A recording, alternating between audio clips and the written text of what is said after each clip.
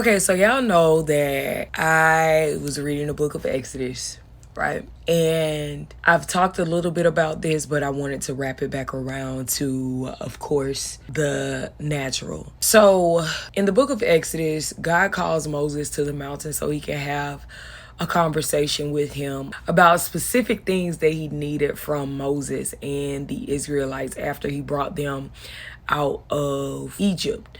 Now, the Israelites were enslaved by Pharaoh for years and years and years. Now, they knew God had delivered them from Egypt. They saw God, they heard God, all of the things. So when they got into the wilderness, when God took Moses to that mountain and had Moses in that mountain for 40 days, the people, the Israelites, they were down there. And Aaron, Moses' brother, was still down there with him. The Israelites were getting impatient. They got so impatient. They went to Aaron and they said, "Hey, bro, we need somebody to worship, or we need something to worship." And Aaron ended up telling them to give me all of your gold. Give me all of the things, all of the gold things that you have.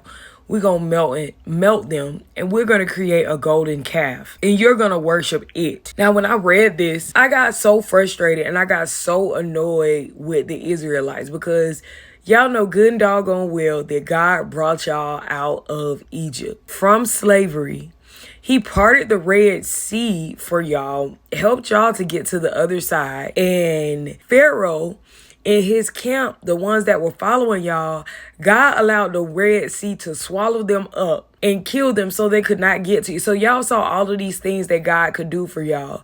Yet, when God got a little quiet and you didn't have any guidance, so to speak, you went to Aaron and you created an idol. And I got so frustrated, but then I also got convicted at the same time. If you know me, I posted a video one time talking about there was a time where I decided on my own accord that I was going to be into New Age spirituality. There was a time where I was reading tarot cards and I was getting readings done, and it was a very dark place in my life. But I say all that to say I did that because I was impatient with God. I was not hearing from God and things were not moving at the pace where I thought that they should move. So when I read that passage of scripture in Exodus where the Israelites were impatient and they created an idol to worship, I got convicted because, baby girl, you did the same thing. And how dare I get annoyed with these people when me in my human nature did the same thing? Listen, I say all that to say, first of all, be gentle in your condemnation. Because a lot of times what people do to seek reprieve, a lot of times it might look a little different from the things that you've done to seek reprieve, but allow yourself to self-reflect on the things that you've done.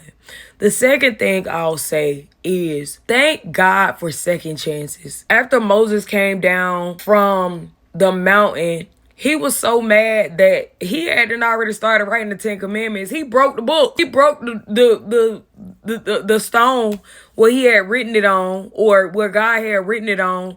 And he got some straightening within them people, the Israelites, because what is y'all doing?